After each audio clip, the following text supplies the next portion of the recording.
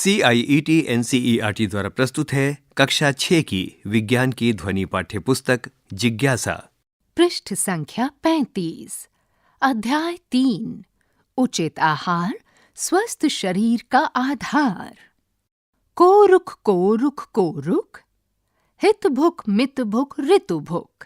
सुभाषित। कौन निरोगी है, कौन निरोगी है, कौन निरोगी है?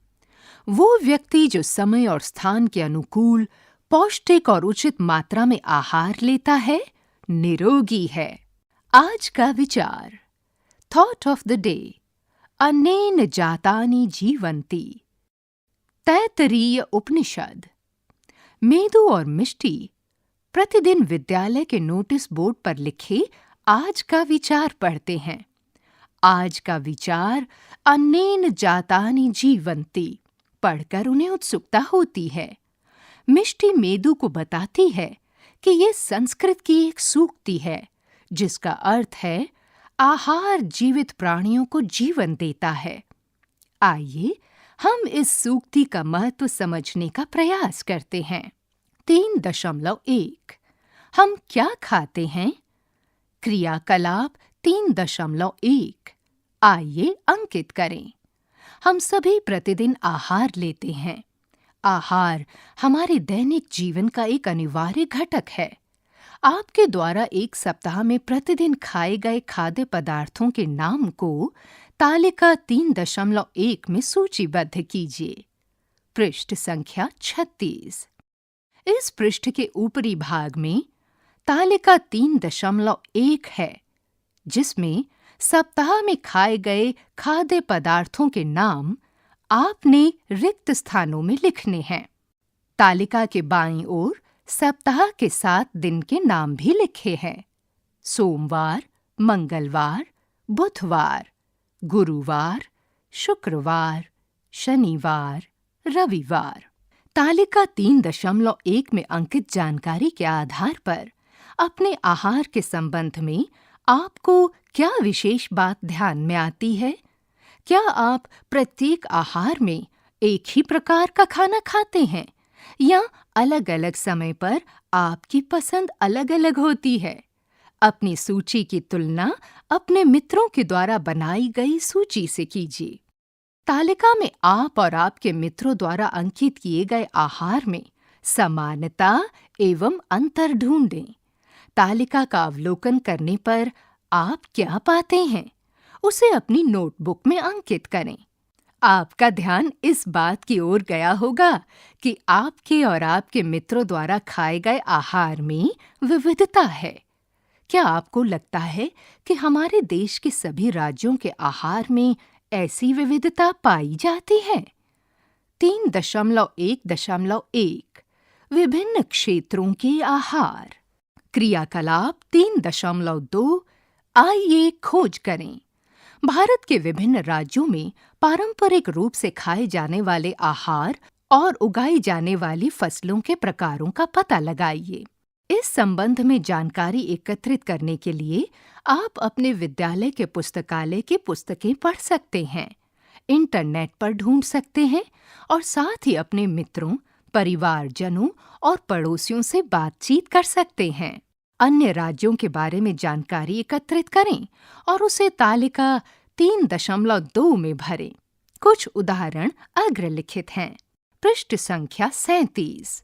इस पृष्ठ के ऊपरी भाग में तालिका 3.2 दी गई है, जिसके अंदर भारत के विभिन्न राज्यों के कुछ परंपरागत खाद्य पदार्थों के नाम लिखे गए हैं। इसके 4 विभिन्न भाग हैं, जिनके शीर्षक हैं राज्य, स्थानीय स्तर पर उगाई जाने वाली फसलें, खाए जाने वाले कुछ पारंपरिक खाद्य पदार्थ और पेय। पंजाब राज्य में स्थानीय स्तर पर उगाई जाने वाली फसलें हैं मक्का, गेहूं, चना और दालें। खाए जाने वाले कुछ पारंपरिक खाद्य पदार्थ हैं मक्के की रोटी, सरसों का साग, छोले भटूरे, पराठा, हलवा और खीर। तथा पेय पदार्थों के नाम हैं लस्सी, छाछ, दूध और चाय। कर्नाटक राज्य में स्थानीय स्तर पर उगाई जाने वाली फसलें हैं चावल, रागी, उड़द और नारियल। खाए जाने वाले कुछ पारंपरिक खाद्य पदार्थ हैं इडली, डोसा, सांभर, नारियल चटनी, रागी मुड्डे, पाल्या, रसम और चावल। तथा पेय पदार्थों में आते हैं छाछ, कॉफी और चाय। मणिपुर राज्य के स्थानीय स्तर पर उगाई जाने वाली फसलें हैं चावल, बांस और सोयाबीन। खाए जाने वाले कुछ पारंपरिक खाद्य पदार्थ हैं चावल, इरोम्बा चटनी, ऊती, पीली मटर और हरे प्याज की तरी, सिंगजू और कांगसोई। तथा पेय पदार्थों में वहां पर बिना दूध की चाय पी जाती है। आखिरी भाग अन्य राज्यों का है। क्या हमें देश के विभिन्न राज्यों में खाए जाने वाले पारंपरिक आहार में विविधता दिखाई देती है? ऐसा क्यों है? तालिका 3.2 में आपके द्वारा एकत्रित की गई जानकारी का विश्लेषण कीजिए। क्या इसमें ऐसे खाद्य पदार्थ हैं जो कई राज्यों में खाए जाते हैं? उन खाद्य पदार्थों की एक सूची बनाइए। आप पाएंगे कि कुछ खाद्य पदार्थ अनेक राज्यों में खाए जाते हैं, वहीं कुछ ऐसे भी हैं जो केवल किसी राज्य विशेष में ही खाए जाते हैं। आप पारंपरिक खाद्य पदार्थों और स्थानीय स्तर पर उगाई जाने वाली फसलों के मध्य क्या संबंध पाते हैं? आपने अवलोकन किया होगा कि किसी राज्य का पारंपरिक आहार वहां उगाई जाने वाली स्थानीय फसलों पर आधारित होता है। भारत एक कृषि प्रधान देश है, जहां विविध प्रकार की मृदा और जलवायु होती है। इसके विभिन्न क्षेत्रों में मृदा के प्रकार और जलवायु परिस्थितियों के आधार पर भिन्न-भिन्न फसलें उगाई जाती हैं।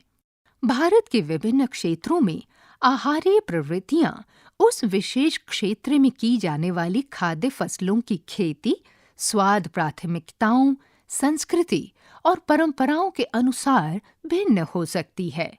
3.1.2 समय के साथ भोजन पकाने की पद्धतियां कैसे परिवर्तित हुई हैं? आपने सीखा कि विभिन्न राज्यों में खान-पान की आदतें भिन्न-भिन्न हैं। हमारे भोजन के विकल्प और भोजन बनाने की पद्धतियां एक दूसरे से भिन्न होती हैं। क्या समय के साथ खान-पान की आदतें और भोजन पकाने की पद्धतियां परिवर्तित हो गई हैं? पृष्ठ संख्या 38। क्रियाकलाप 3.3। आइए पारस्परिक चर्चा करें। अपने वयोवृद्ध जनों से उनके खान-पान की आदतों और भोजन बनाने की पद्धतियों के बारे में जानकारी एकत्रित करने के लिए प्रश्नों की सूची तैयार कीजिए। नमूना हेतु कुछ प्रश्न यहाँ दिए गए हैं। किस प्रकार का खाना आप अभी भी खाते हैं और क्या नया खाने लगे हैं? पिछले कुछ वर्षों में खाना पकाने की पद्धतियां किस प्रकार परिवर्तित हो गई हैं? खान-पान संबंधी ये बदलाव किस कारण हुए हैं? तैयार किए गए प्रश्नों के आधार पर कुछ वयोवृद्ध जनों का साक्षात्कार लें। इस पृष्ठ के निचले भाग में 4 विभिन्न चित्र हैं। सबसे पहला चित्र घर के एक पारंपरिक चूल्हे का चित्र है। उसकी दाईं ओर आधुनिक गैस चूल्हे का चित्र है। इसके नीचे सिलबट्टे का चित्र है और सिलबट्टे के साथ इलेक्ट्रॉनिक ग्राइंडर का चित्र दिया गया है। ये सारे चित्र समय के साथ पाक पद्धति में परिवर्तन को दर्शा रहे हैं। आपके द्वारा लिए गए साक्षात्कारों से क्या ज्ञात हुआ? भोजन पकाने की पद्धतियां, जिन्हें पाक पद्धतियां भी कहते हैं, समय के साथ परिवर्तित हो गई हैं। पारंपरिक व आधुनिक पाक पद्धतियों में बहुत अंतर है। पहले के समय में भोजन पकाने के लिए अधिकतर पारंपरिक चूल्हों का उपयोग किया जाता था। चित्र 3.1 क। अब भोजन पकाने के लिए अधिकांश लोग आधुनिक गैस चूल्हों का उपयोग करते हैं। चित्र 3.1 ख। पहले के समय में पत्थर के सिलबट्टे का उपयोग कर हाथों से पीसने का कार्य किया जाता था। चित्र 3.1 ग। इन दिनों हम खाद्य पदार्थों को आसानी से पीसने के लिए इलेक्ट्रॉनिक ग्राइंडर, विद्युत चालित पिसाई मशीन का उपयोग करते हैं। चित्र 3.1 घ। भोजन पकाने और पीसने की अन्य विधियों का पता लगाइए। समय के साथ पाक पद्धतियों में ये परिवर्तन क्यों हुए हैं? इन परिवर्तनों के प्रमुख कारण तकनीकी विकास, बेहतर परिवहन और बेहतर संचार साधन हो सकते हैं। पृष्ठ संख्या 39। 3.2 भोजन के घटक क्या हैं? मेदू और मिष्टी अपने स्कूल द्वारा आयोजित पारंपरिक खाद्य महोत्सव देखने जाते हैं। महोत्सव का विषय है स्वस्थ आहार, स्वस्थ जीवन। इस पृष्ठ के निचले भाग में पारंपरिक खाद्य महोत्सव का एक चित्र है, जिसके अंदर राजस्थानी आहार, गुजराती आहार और असमिया आहार की अलग-अलग दुकानें हैं। ठीक दुकानों के सामने लोग तरह-तरह के पकवान खा रहे हैं। उन दुकानों के सामने लोग मेज कुर्सी पर बैठकर विभिन्न राज्यों के विभिन्न पकवानों का स्वाद चख रहे हैं। इस महोत्सव में विभिन्न प्रकार के पारंपरिक व्यंजनों को प्रदर्शित करते हुए भिन्न-भिन्न स्टॉल हैं। पोषण विशेषज्ञ डॉक्टर पोषिता विद्यार्थियों को बताती हैं कि स्वास्थ्य ही परम धन है। आइए जानते हैं डॉक्टर पोषिता के इस कथन का अभिप्राय क्या है।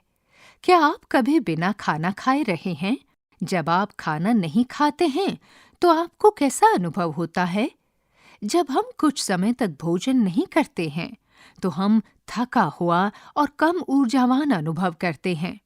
आपके अनुसार एक मैराथन धावक दौड़ के समय और उसके पश्चात ग्लूकोज युक्त पानी क्यों पीता है?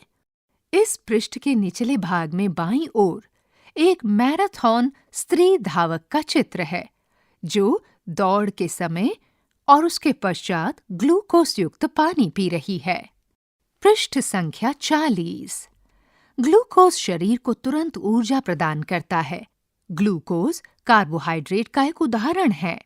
कार्बोहाइड्रेट हमारे आहार में ऊर्जा के प्राथमिक स्रोतों में से एक है। विभिन्न प्रकार के अनाज जैसे गेहूं, चावल और मक्का, साग, भाजी जैसे आलू और शकरकंद तथा अनेक फल जैसे केला, अनानास और आम में कार्बोहाइड्रेट प्रचुर मात्रा में होते हैं। चित्र 3.2। इस पृष्ठ के ऊपरी भाग में बाईं ओर कुछ कार्बोहाइड्रेट समृद्ध आहार के चित्र हैं, जिनके नाम अभी-अभी हमने आपको बताए हैं। क्या आप जानते हैं कि सामान्य चीनी भी एक प्रकार का कार्बोहाइड्रेट है? आपके विचार से सर्दियों में पारंपरिक आहार के रूप में हम लड्डू खाना क्यों पसंद करते हैं? लड्डू की मुख्य सामग्री बेसन, आटा, घी, गुड़ या चीनी, गोंद और अनेक प्रकार के मेवे हैं। घी और विभिन्न प्रकार के तेलों को एक अन्य प्रकार के खाद्य घटक के समूह में रखा जाता है, जिसे वसा कहते हैं। वसा के स्रोत पादप आधारित या जंतु आधारित हो सकते हैं। चित्र 3.3। मूंगफली, अखरोट और बादाम जैसे मेवे तथा कद्दू, सूरजमुखी और सरसों के बीज वसा के कुछ अच्छे स्रोत हैं। इस पृष्ठ के मध्य भाग में दाईं ओर लड्डू का चित्र है और ठीक उसकी बाईं ओर एक लड़का कह रहा है, हाँ, मेरी दादी ने मुझे बताया था कि घी और मेवे से भरपूर लड्डू हमारे शरीर को गर्म रखने के लिए ऊर्जा प्रदान करते हैं।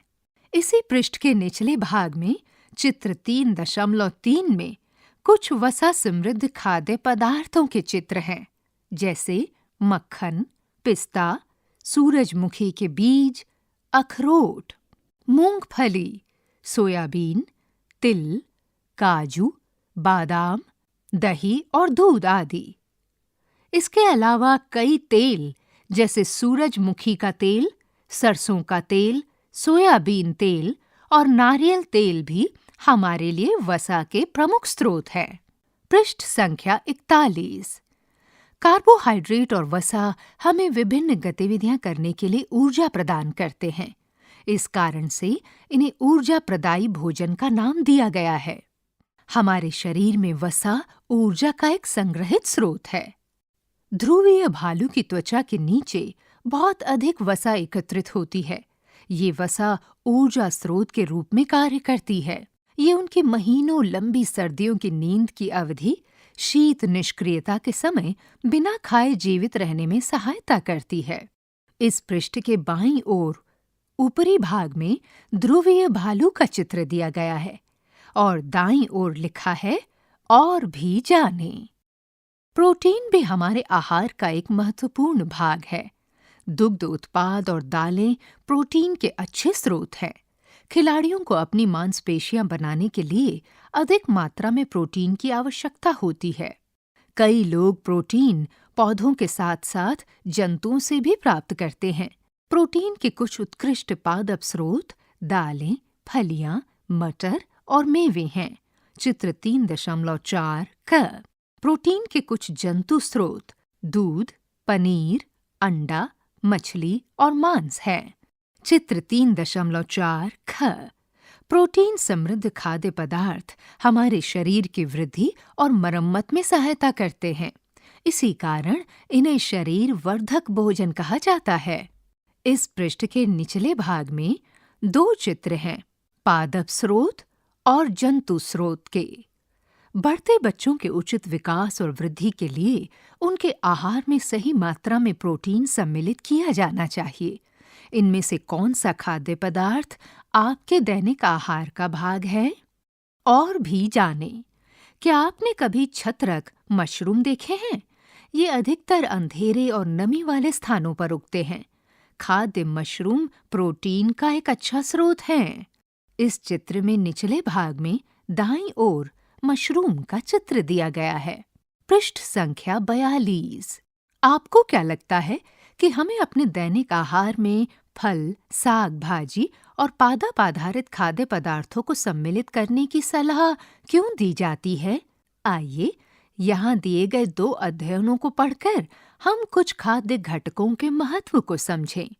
अध्ययन 1। पुराने समय में लंबी यात्राओं के दौरान नाविक अक्सर मसूड़ों में रक्तस्राव और सूजन से पीड़ित हो जाते थे। 1746 की लंबी यात्रा के दौरान स्कॉटलैंड के चिकित्सक जेम्स लिंड ने देखा कि जिन नाविकों ने नींबू और संतरों का सेवन किया, वे इस रोग से मुक्त हो गए।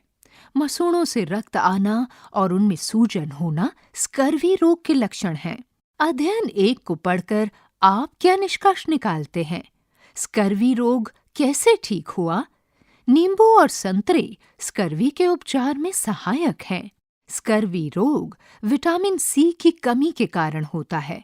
विटामिन सी खट्टे फलों जैसे नींबू और संतरे में पाया जाता है, जो इस रोग को दूर करने में सहायता करता है। अध्ययन 2। 1960 के दशक में भारतीय वैज्ञानिकों ने पाया कि हिमालय क्षेत्र और भारत के उत्तरी मैदानी इलाकों में मानव आबादी में गर्दन के अगले भाग में सूजन के लक्षण व्यापक थे। गर्दन के अगले भाग में सूजन घेंगा नामक रोग का लक्षण है। ये लक्षण इस क्षेत्र की मृदा में आयोडीन की कमी के कारण थे, जिसके परिणाम स्वरूप स्थानीय भोजन और जल में आयोडीन की कमी हो गई। भारत सरकार ने मानदंडों के अनुसार सामान्य नमक में आयोडीन की पूर्ति करने का प्रयास किया, जिसे आयोडीन युक्त नमक भी कहा जाता है। आयोडीन युक्त नमक के सेवन से उपर्युक्त लक्षण स्पष्ट रूप से कम हो गए। अध्ययन 2 से आपने क्या निष्कर्ष निकाला? आपने समाचार पत्रों और विज्ञापनों के द्वारा आयोडीन युक्त नमक के बारे में जाना होगा, अथवा आपने नमक के पैकेट पर भी आयोडीन युक्त नमक लिखा हुआ पढ़ा होगा। इसका अर्थ क्या है? वास्तव में आयोडीन युक्त नमक साधारण नमक ही है, जिसमें वांछित मात्रा में आयोडीन के लवण मिलाए जाते हैं। पृष्ठ संख्या 43। और भी जानें। नमक की खेती अगरिया नामक जनजाति समुदाय की एक पारंपरिक प्रथा है। वे कच्छ के छोटे रण तथा गुजरात के अन्य भागों में नमक की खेती करते हैं। नमक की खेती के लिए ये 8 महीने तक रेगिस्तान की भीषण गर्मी में रहते हैं और समुद्र के पानी से नमक प्राप्त करने के लिए कड़ी मेहनत करते हैं। हमारे शरीर को विभिन्न रोगों से बचाने वाले अन्य खाद्य घटकों के बारे में और अधिक जानकारी आप कैसे प्राप्त करेंगे? क्रियाकलाप 3.4 आइए सर्वेक्षण करें। विभिन्न खाद्य घटकों के स्रोतों और कार्यों का पता लगाने के लिए चित्र 3.5 में दिए गए चार्ट का अध्ययन करें। विटामिन एवं खनिज के और अन्य स्रोतों का पता लगाइए। साथ ही इन खाद्य घटकों की कमी से होने वाले रोगों के लक्षणों को भी समझें। अपने पड़ोस में जाइए और लोगों से बातचीत कीजिए तथा पता लगाइए कि क्या किसी व्यक्ति में चित्र में सूचीबद्ध लक्षण दिखाई देते हैं। शिक्षक के मार्गदर्शन में विद्यार्थियों द्वारा इस प्रकार की एक जांच परियोजना की जा सकती है। इन लक्षणों को उनके आहार के साथ सह संबंधित कीजिए और पोषण की कमी के कारण होने वाले रोग या विकार की पहचान कीजिए। देखे गए लक्षणों के संभावित कारण और सुधार के लिए आहार में आवश्यक परिवर्तन के बारे में सुझाव दीजिए। उन्हें चिकित्सक से परामर्श लेने के लिए कहिए। इस पृष्ठ के निचले भाग में 5 खंड हैं, जिनके शीर्षक हैं भोजन के घटक विटामिन या खनिज, कार्य, स्रोत, अभावजन्य रोग या विकार तथा लक्षण। भोजन के घटक। भोजन का घटक विटामिन ए कार्य आंखों और त्वचा को स्वस्थ रखता है। स्रोत हैं पपीता, गाजर, आम, दूध। अभावजन्य रोग या विकार हैं दृष्टि का ह्रास या क्षति और इसके लक्षण हैं दुर्बल दृष्टि, अंधेरे रात में कम दिखाई देना, रतौंधी, कभी-कभी पूर्ण रूप से दिखाई देना बंद हो जाना। पृष्ठ संख्या 44। भोजन का घटक विटामिन B1। इसका कार्य है हृदय को स्वस्थ रखना और शरीर को विभिन्न कार्य करने में सहायता करना। इसके स्रोत हैं फलियां, मेवे, संपूर्ण अनाज, बीज, दूध से बने पदार्थ। इससे संबंधित रोग है बेरी और इस रोग के लक्षण हैं सूजन, हाथों और पैरों में जलन या झंझनाहट, सांस लेने में परेशानी। भोजन का घटक विटामिन सी। कार्य शरीर को रोगों से बचाना। स्रोत हैं आंवला, अमरूद, हरी मिर्च, संतरा, नींबू। विटामिन सी की कमी से होने वाले रोग हैं स्कर्वी, जिसके लक्षण हैं मसूड़ों से खून निकलना, घाव भरने में अधिक समय लगना। भोजन का घटक विटामिन डी। इसका कार्य होता है अस्थि और दांतों के स्वास्थ्य के लिए शरीर में कैल्शियम के अवशोषण में सहायता देना। इसके स्रोत हैं सूर्य का प्रकाश, दूध, मक्खन, मछली, अंडा। विटामिन डी की कमी से होने वाले विकार को कहते हैं रिकेट्स, जिसका लक्षण है अस्थियों का मुलायम होकर मुड़ जाना। भोजन का घटक कैल्शियम, जिसका कार्य होता है हमारी अस्थियों और दांतों को स्वस्थ रखना। इसके मुख्य स्रोत हैं दूध, सोया दूध, दही, चीज, पनीर। इसकी कमी से होने वाले रोग हैं अस्थि और दंत क्षय और इसके लक्षण हैं दुर्बल अस्थियां तथा दंशक, दुर्बल अस्थियां तथा दंत क्षय। भोजन का घटक आयोडीन, जिसका कार्य है शारीरिक और मानसिक क्रियाओं में सहायता देना। इसके प्रमुख स्रोत हैं आयोडीन युक्त नमक, सिंघाड़ा, समुद्री शैवाल। इससे होने वाली कमी से इंसान को घेंगा या गॉइटर हो सकता है, जिसके लक्षण हैं गर्दन के अग्रभाग में सूजन का होना। भोजन का घटक आयरन, लौह तत्व, जो हमारे रक्त का महत्वपूर्ण घटक है। इसके स्रोत हैं हरे पत्तेदार साग, चुकंदर, अनार। इससे होने वाली बीमारी को कहते हैं खून की कमी या अनीमिया, रक्ताल्पता, जिसके लक्षण हैं दुर्बलता व सांस लेने में कठिनाई।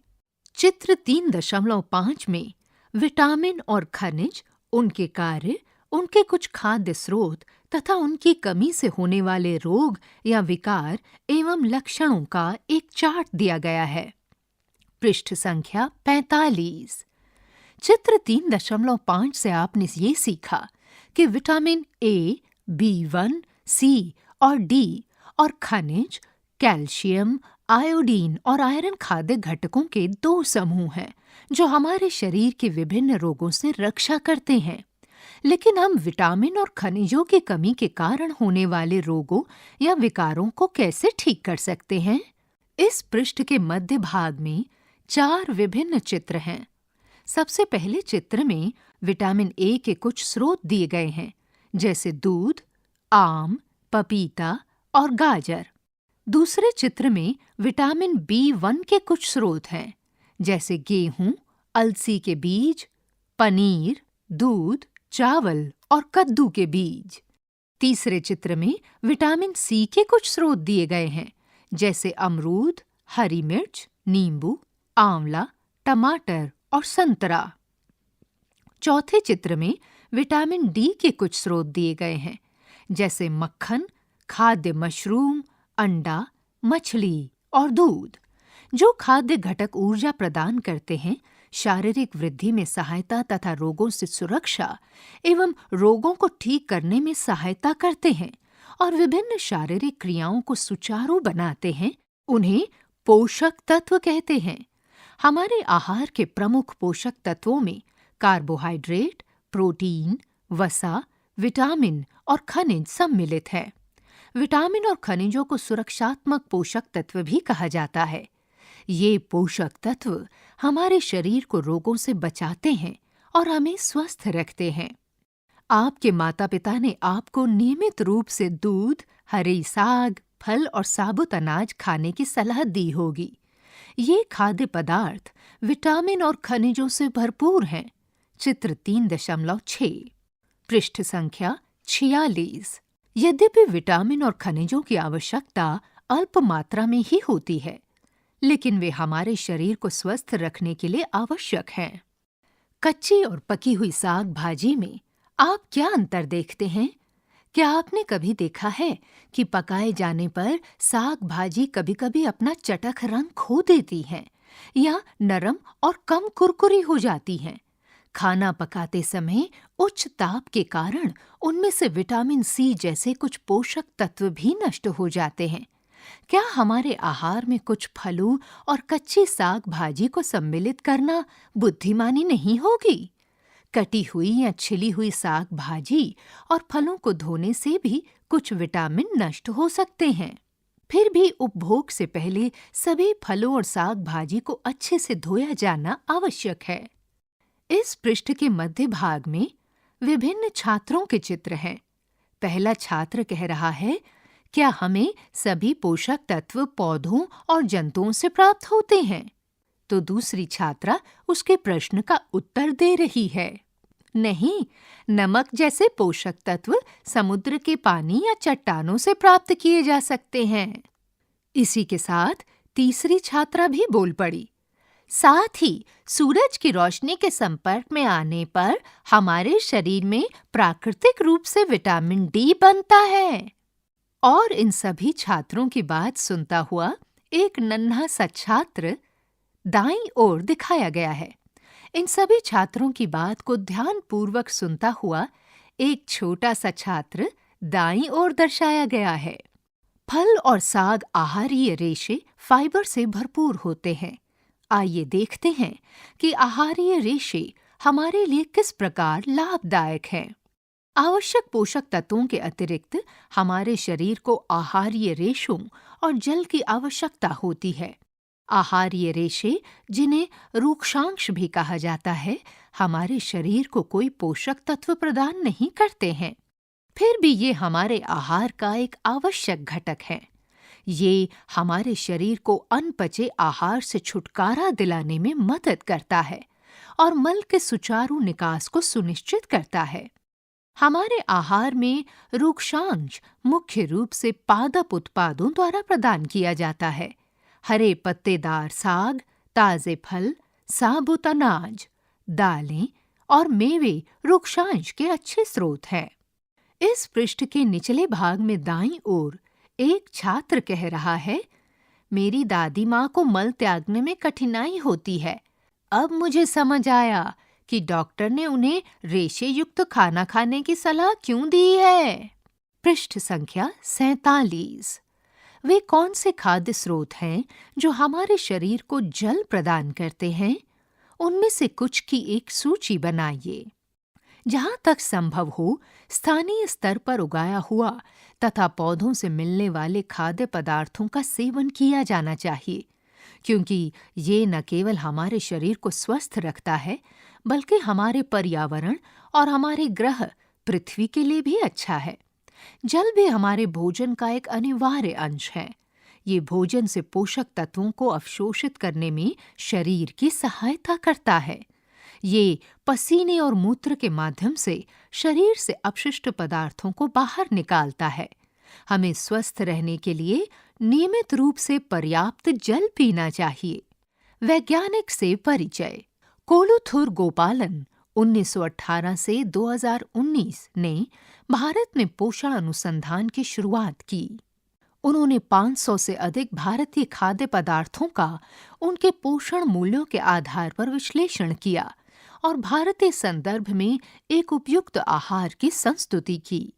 उन्होंने भारतीय आबादी की पोषण स्थिति पर किए गए सर्वेक्षण का नेतृत्व किया, जिसमें प्रोटीन, ऊर्जा और अन्य खाद्य घटकों में व्यापक स्तर पर कमियों की पहचान की गई। इसके परिणाम स्वरूप 2002 में मध्याह्न भोजन योजना लागू की गई, जिसे प्रधानमंत्री पोषण शक्ति निर्माण योजना पीएम पोषण कहा जाता है। इस योजना का उद्देश्य भारत के सरकारी और सरकारी सहायता प्राप्त स्कूलों में संतुलित आहार उपलब्ध कराना है। इस योजना ने देश भर में करोड़ों बच्चों के स्वास्थ्य और पोषण को बेहतर बनाने में महत्वपूर्ण भूमिका निभाई है। 3.3 भोजन के विभिन्न घटकों का परीक्षण कैसे करें? आइए जानें कि विभिन्न खाद्य पदार्थों में कौन से पोषक तत्व होते हैं। मंड एक प्रकार का कार्बोहाइड्रेट, वसा और प्रोटीन जैसे कुछ पोषक तत्वों का पता सरल परीक्षणों से लगाया जा सकता है, जबकि कुछ अन्य का पता केवल प्रयोगशाला में ही लगाया जा सकता है। आइए जानें कि हम कुछ खाद्य पदार्थों में मंड, स्टार्च, वसा और प्रोटीन की उपस्थिति का पता कैसे लगा सकते हैं। 3.3.1 मंड, स्टार्च के लिए परीक्षण। क्रियाकलाप 3.5 आइए जांच करें। बिंदु 1 कुछ मात्रा में खाद्य पदार्थ जैसे आलू का एक टुकड़ा, खीरा, रोटी या ब्रेड, उबले चावल, उबले चने, कुटी हुई मूंगफली, तेल, मक्खन और कुटा हुआ नारियल का बुरादा लें। आप परीक्षण के लिए अन्य खाद्य पदार्थ भी ले सकते हैं। पृष्ठ संख्या 48। इस पृष्ठ के ऊपरी भाग में विभिन्न खाद्य पदार्थों में मंड की उपस्थिति के लिए परीक्षण कर रहे 2 छात्रों का चित्र दिया गया है। बिंदु 2 प्रत्येक पदार्थ के छोटे टुकड़े अलग अलग प्लेट में रखें। बिंदु 3 ड्रॉपर की सहायता से किसी एक खाद्य पदार्थ पर तनु आयोडीन विलयन की 2 से 3 बूंदें डालें, जैसा कि चित्र 3.7 में दिया गया है। बिंदु 4 जानें कि क्या खाद्य पदार्थ के रंग में कोई परिवर्तन आया है। क्या यह नीला काला हो गया है? अपने अवलोकन को तालिका 3.3 में अंकित करें। नीला काला रंग मंड की उपस्थिति को दर्शाता है। 3.3.2 वसा के लिए परीक्षण। क्रियाकलाप 3.6 आइए जांच करें। बिंदु 1 क्रियाकलाप 3.5 में मंड की उपस्थिति का पता लगाने के लिए आपने जिन खाद्य पदार्थों का परीक्षण किया था उन्हीं की छोटी सी मात्रा लें। बिंदु 2 प्रत्येक खाद्य पदार्थ के एक छोटे भाग को कागज के अलग अलग टुकड़ों पर रखें। बिंदु 3 खाद्य पदार्थ पर कागज को लपेटें और उसे दबाएं। ध्यान रखें कि कागज फटे नहीं। बिंदु 4 यदि खाद्य पदार्थ में कुछ पानी है तो कागज को सूखने दें। क्या कागज पर किसी प्रकार का तैलीय धब्बा बन जाता है? आपके अनुसार इस तैलीय धब्बे के आने का कारण क्या है? यदि खाद्य पदार्थ में तेल या मक्खन उपस्थित है तो ये कागज पर एक तैलीय धब्बा छोड़ देगा। अब कागज को प्रकाश के सामने लाइए। क्या आपको इस धब्बे से होकर आने वाला प्रकाश धुंधला दिखाई देता है? कागज पर तैलीय धब्बा खाद्य पदार्थ में वसा की उपस्थिति दर्शाता है। इनमें से किन पदार्थों में वसा होती है? अपने अवलोकनों को तालिका 3.3 में अंकित करें। पृष्ठ संख्या 49। 3.3.3 प्रोटीन के लिए परीक्षण। क्रियाकलाप 3.7। आइए जांच करें। इस क्रियाकलाप को शिक्षक द्वारा प्रदर्शित किया जा सकता है। बिंदु 1, पिछले क्रियाकलापों में परीक्षण किए गए खाद्य पदार्थों को लें। बिंदु 2, यदि खाद्य पदार्थ ठोस है तो खरल और मूसल का उपयोग करके उसका पेस्ट या चूर्ण बना लें। चित्र 3.8। सावधानी, ये रसायन हानिकारक हैं और इनका उपयोग सावधानी से किया जाना आवश्यक है। इनमें से किसी भी रसायन को तब तक न छुएं जब तक ऐसा करने के लिए आपसे कहा न जाए। अगर आपके शरीर पर कोई रसायन गिर जाए तो उस स्थान को तुरंत पानी से धो लें। इनमें से कोई भी रसायन अपने मुंह में न डालें और न ही इनको सूंघने का प्रयास करें। बिंदु 3, प्रत्येक खाद्य पदार्थ का लगभग आधा चम्मच एक अलग साफ परख नली में डालें। बिंदु 4, प्रत्येक परख नली में 2 से 3 चम्मच पानी डालें और अच्छी तरह हिलाएं। बिंदु 5, ड्रॉपर का उपयोग करके प्रत्येक परख नली में कॉपर सल्फेट विलयन की 2 बूंदें डालें। बिंदु 6, अब एक और ड्रॉपर लें और प्रत्येक परख नली में कास्टिक सोडा विलयन की 10 बूंदें डालें। चित्र 3.8। बिंदु 7, परख नलियों को अच्छी तरह हिलाएं और उसके बाद उन्हें कुछ मिनट तक ऐसे ही रखे रहने दें। इस पृष्ठ के निचले भाग में खाद्य पदार्थों में प्रोटीन की उपस्थिति के लिए परीक्षण करने हेतु एक अध्यापिका और 2 छात्रों का चित्र दिया गया है। उनके सामने एक मेज है जिस पर खरल और मूसल रखा है। ब्रेड, चावल, मूंगफली, मटर और सोयाबीन भी रखा है। साथ ही कॉपर सल्फेट और कास्टिक सोडा की 2 बोतलें भी हैं। पृष्ठ संख्या 50। आपने क्या देखा? क्या कुछ परख नलियों के पदार्थ बैंगनी रंग के हो गए हैं? बैंगनी रंग खाद्य पदार्थों में प्रोटीन की उपस्थिति दर्शाता है। अपने अवलोकनों को तालिका 3.3 में लिखें। आप तालिका 3.3 से क्या निष्कर्ष निकाल सकते हैं? कौन से खाद्य पदार्थ एक से अधिक पोषक तत्वों की उपस्थिति दर्शाते हैं? कौन से खाद्य पदार्थ प्रोटीन और वसा दोनों की उपस्थिति दर्शाते हैं? मूंगफली में प्रोटीन और वसा दोनों की उपस्थिति देखी जाती है। ये इंगित करता है कि हम जो आहार खाते हैं उसमें कई पोषक तत्व उपस्थित हो सकते हैं। क्या कोई ऐसा खाद्य पदार्थ है जिसमें इनमें से कोई भी पोषक तत्व नहीं होता हो? इनमें से किन खाद्य पदार्थों का आप प्रतिदिन सेवन करते हैं? ऐसे अन्य खाद्य पदार्थों का पता लगाने का प्रयास करें जो स्टार्च, वसा और प्रोटीन के अच्छे स्रोत हों। तालिका 3.3 खाद्य पदार्थों में पोषक तत्वों की उपस्थिति का पता लगाना। इस तालिका में 7 अलग-अलग खंड हैं जिनके शीर्षक हैं खाद्य पदार्थ का नाम, मंड, परीक्षण में खाद्य पदार्थ का रंग, आयोडीन परीक्षण से पहले, आयोडीन परीक्षण के बाद, वसा परीक्षण में तैलीय धब्बे, अनुमान हाँ या नहीं, अवलोकन हाँ या नहीं, प्रोटीन परीक्षण में खाद्य पदार्थ का रंग, प्रोटीन परीक्षण से पहले, प्रोटीन परीक्षण के बाद, मंड उपस्थित हाँ या नहीं, वसा उपस्थित हाँ या नहीं, प्रोटीन उपस्थित हाँ या नहीं। खाद्य पदार्थ के नाम हैं आलू, खीरा, उबले चावल, उबले चने, मूंगफली, रोटी या ब्रेड, मक्खन, नारियल और अन्य खाद्य पदार्थ। इन सभी पदार्थों से जुड़े हुए परीक्षणों के बारे में दिए गए रिक्त स्थानों में अपने अपने अवलोकन लिखिए। पृष्ठ संख्या 51। 3.4 संतुलित आहार। क्या सभी व्यक्तियों की पोषण संबंधी आवश्यकताएं समान होती हैं? क्या आपको और आपके दादा दादी या नाना नानी को एक ही प्रकार के या समान मात्रा में पोषक तत्वों की आवश्यकता होती है?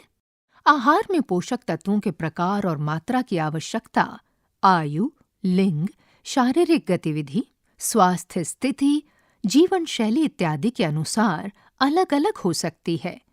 क्रियाकलाप 3.8 आइए पता करें। आपने क्रियाकलाप 3.1 में एक सप्ताह में आपके द्वारा उपभोग किए गए खाद्य पदार्थों की एक तालिका तैयार की है। ये जांचें कि आपके आहार में वृद्धि और विकास के लिए अनिवार्य सभी पोषक और अन्य आवश्यक घटक सम्मिलित हैं या नहीं। यदि नहीं, तो जांचें कि कौन से पोषक तत्वों अथवा अन्य घटकों को इसमें सम्मिलित करने की आवश्यकता है। ऐसा आहार जिसमें शरीर की समुचित वृद्धि और विकास के लिए आवश्यक सभी पोषक तत्व, रुक्षांश और जल सही मात्रा में हो, उसे संतुलित आहार कहते हैं। अपने आहार को संतुलित आहार बनाने के लिए आप उसमें क्या परिवर्तन करेंगे? क्रियाकलाप 3.9 आइए तुलना करें। यहाँ दिए गए आलू के चिप्स और भुने हुए चने के पैकेट के चित्रों पर जो पोषण संबंधी जानकारी लिखी है, उसे पढ़ें। इस पृष्ठ के मध्य भाग में बाईं ओर आलू के चिप्स का पैकेट है, जिसके नीचे लिखा है पोषण संबंधी जानकारी प्रति 100 ग्राम।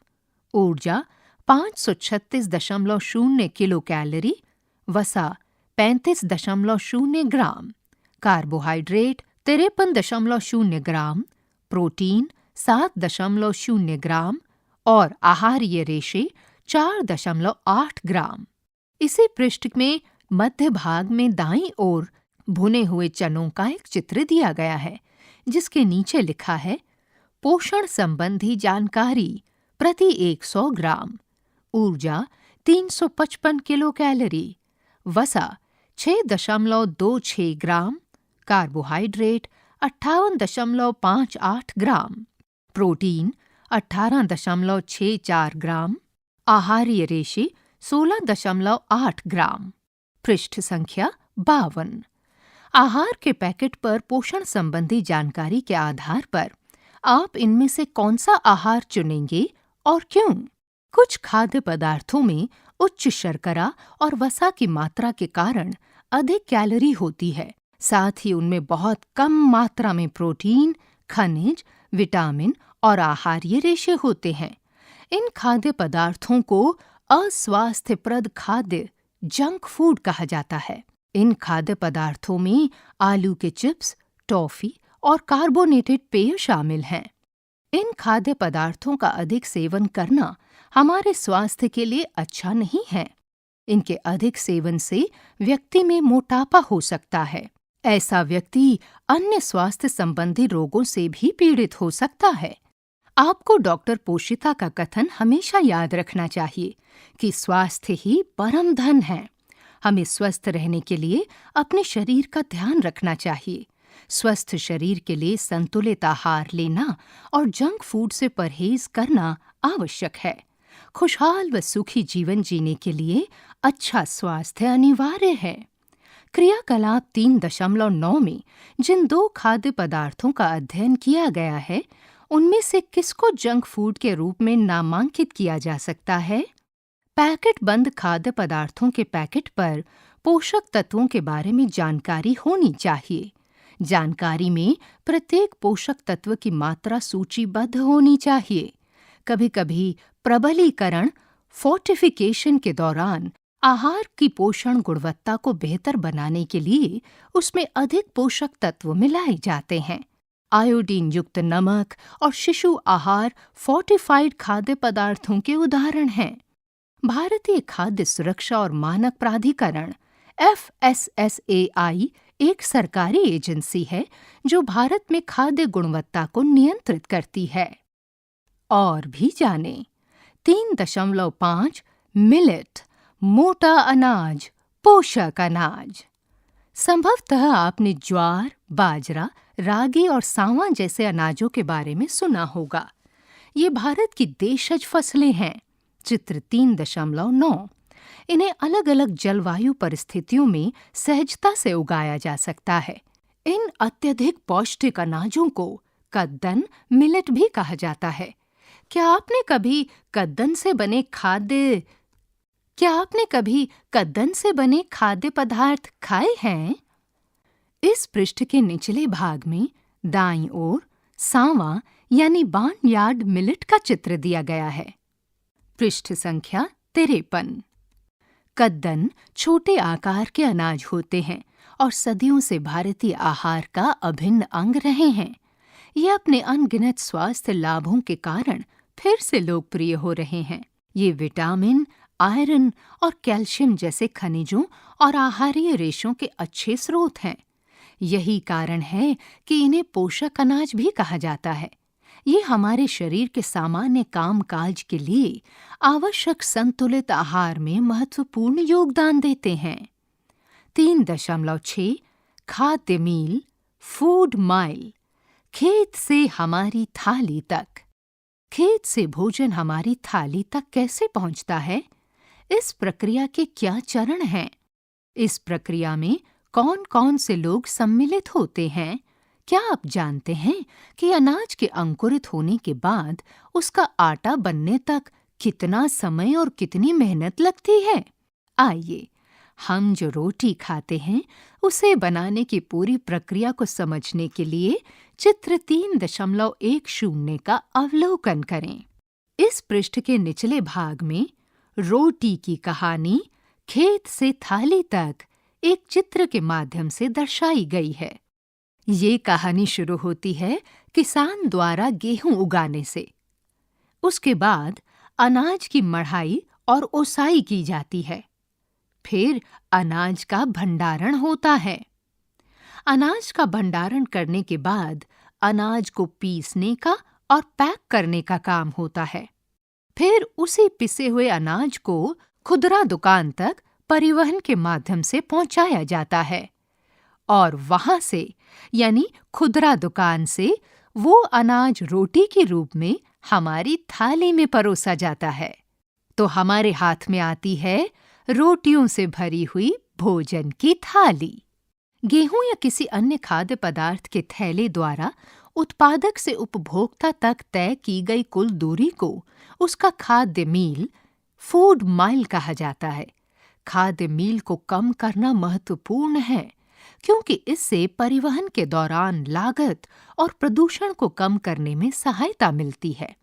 इससे स्थानीय किसानों के व्यवसायों को सहायता मिलती है और ये हमारे भोजन को अधिक ताज़ा और स्वास्थ्यवर्धक रखता है। पृष्ठ संख्या 54।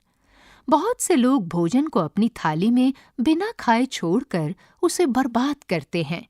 हमें ये याद रखना चाहिए कि हमारे किसान और समुदाय के अन्य सदस्य खेत से हमारी थाली तक भोजन पहुंचाने में कितना समय लगाते हैं और कितना श्रम करते हैं। हमें उतना ही भोजन अपनी थाली में लेना चाहिए जितना हम खा सकें। इससे भोजन की बर्बादी कम होगी। भोजन को खेत से थाली तक पहुंचाने में सम्मिलित विभिन्न प्रक्रियाओं की समय सीमा, टाइमलाइन का पता लगाने का प्रयास करें। चित्र 3.10। स्थानीय भोजन खाने से किस प्रकार खाद्य मील को कम किया जा सकता है? स्वस्थ खाएं, मिल बांट कर खाएं और खाने का सम्मान करें। स्थानीय उत्पादकों का समर्थन करें।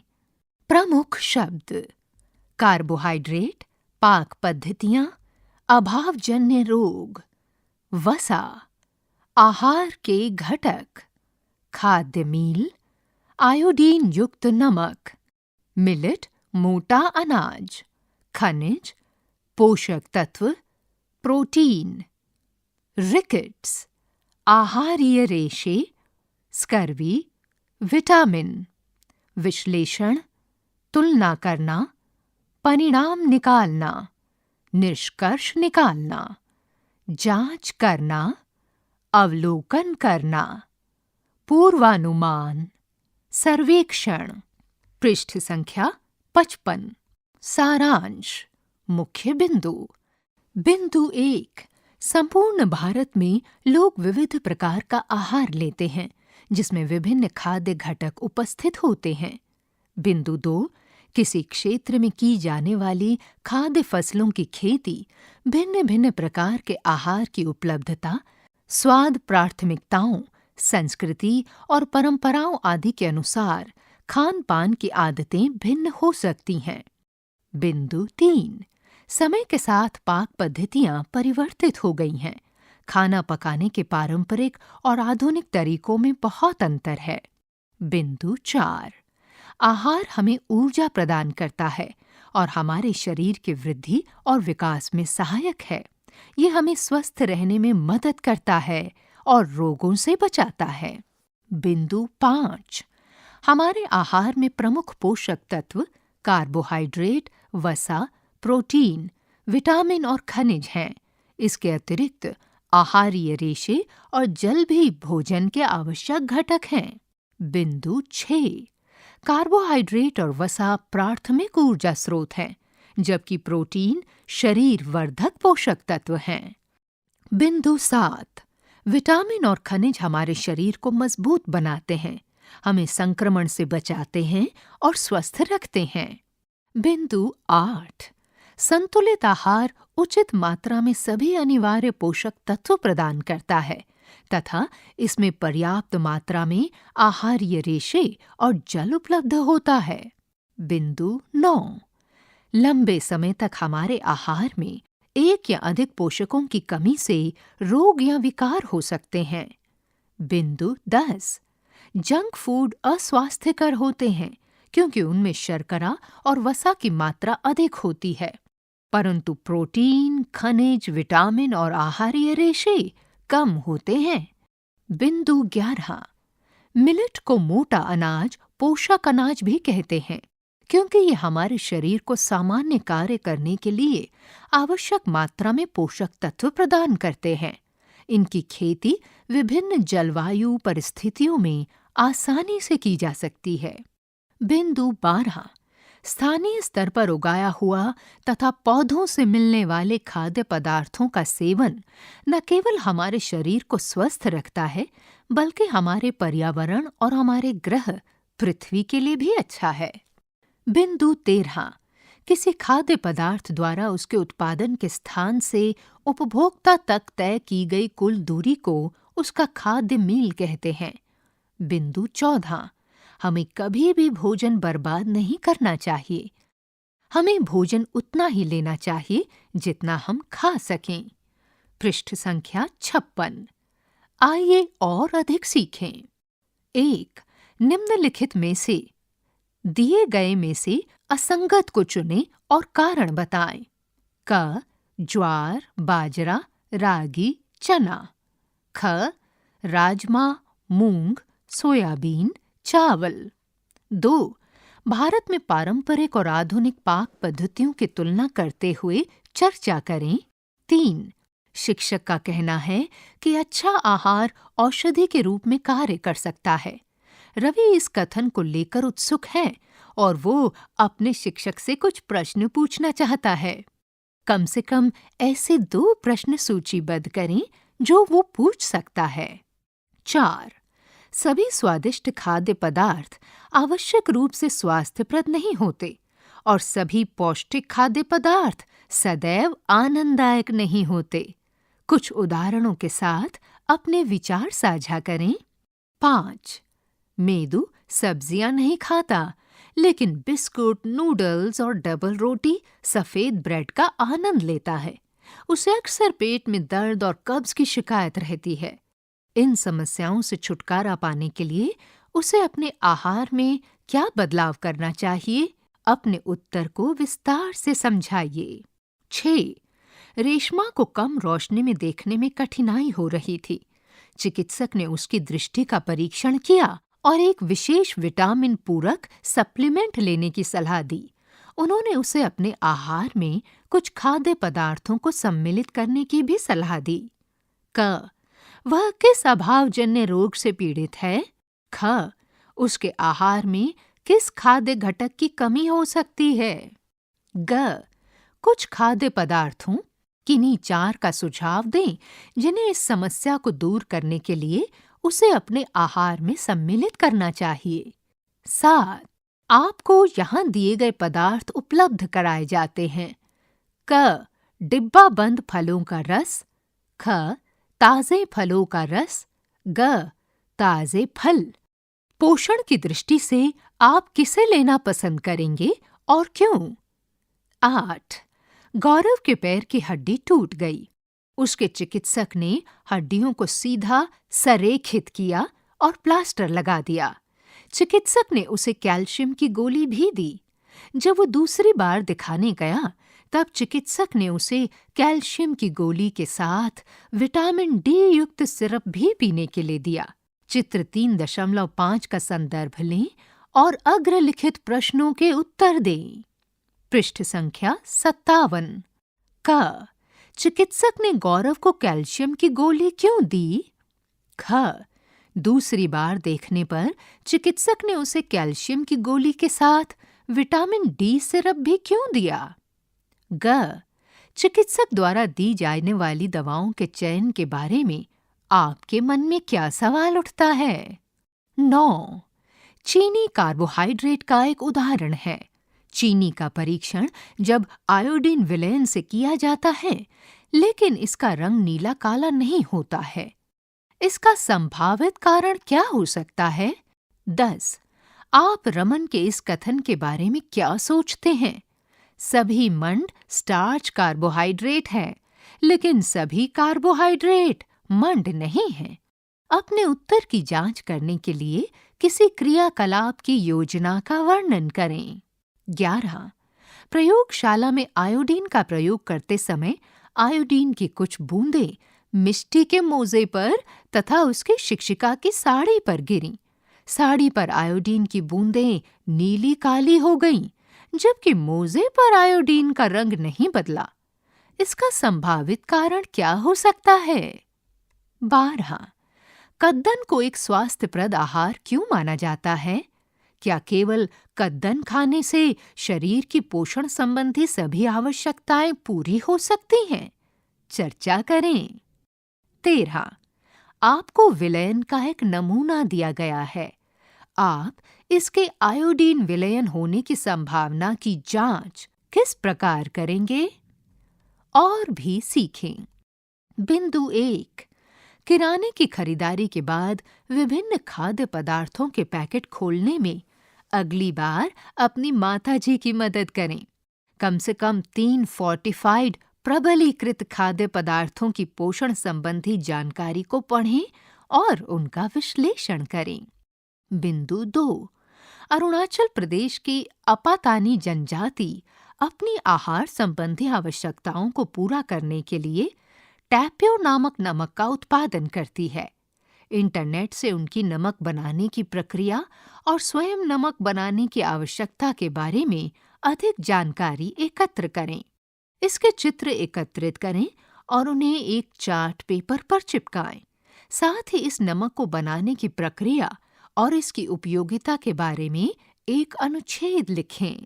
बिंदु 3, वे साग या फल जो किसानों द्वारा खेती किए बिना जंगल या आसपास के खेतों में प्राकृतिक रूप से उगते हैं, जंगली प्रजाति के माने जाते हैं। परंपरागत रूप से भारत में कई आदिवासी समूह साग की इन जंगली प्रजातियों पर निर्भर हैं, जो उनके आहार का भाग हैं। पृष्ठ संख्या 58। महाराष्ट्र की रान भाजी और हिमाचल प्रदेश के खाद्य मशरूम के बारे में पढ़ें।